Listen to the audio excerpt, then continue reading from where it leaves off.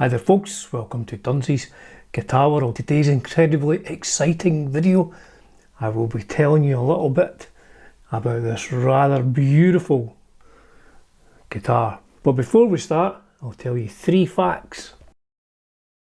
1, this is not my guitar. 2, it weighs a ton. And 3, it sounds fantastic.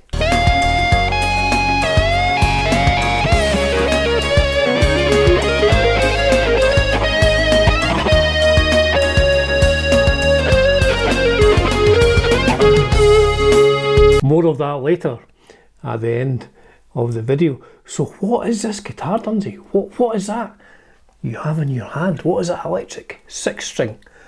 It is a Gibson Les Paul Pro Deluxe. It's not just a Les Paul Deluxe, it's a Les Paul Pro Deluxe. So when were these made? These were made 1976-77 to 1982. Not a whole lot of them. They came in a few different colours. You could get them in this rather beautiful tuxedo black. You get them in sunburst, cherry sunburst, and I think tobacco sunburst as well. Maybe some other colours, but those are the main ones which I have seen. So what is the difference between this and a normal Les Paul Deluxe without the Pro? Well, it has an ebony fingerboard and it has P90 pickups as standard. Doesn't have those mini humbuckers. I do like mini humbuckers, but I have to say I really like these single coil P90s. So let's hear some more sounds from this rather lovely guitar.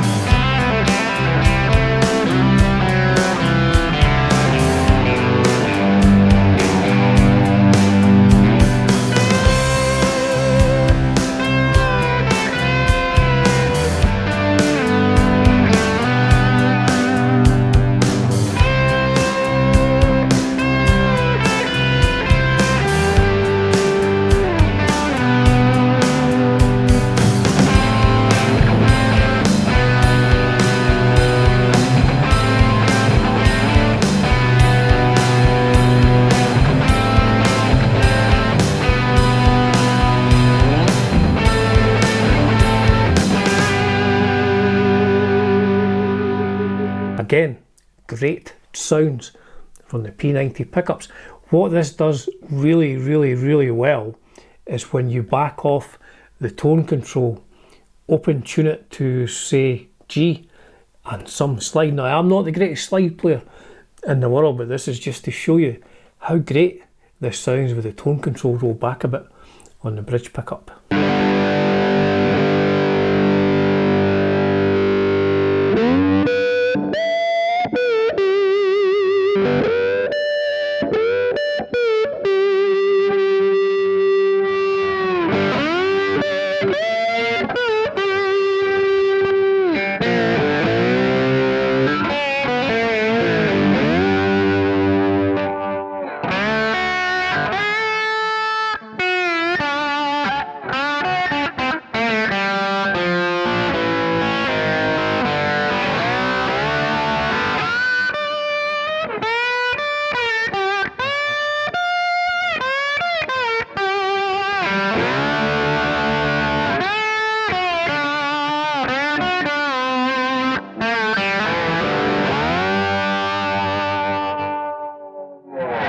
Now, as I said, I am not a great slide guitar player, but it does sound good when you back off the tone on the bridge pickup.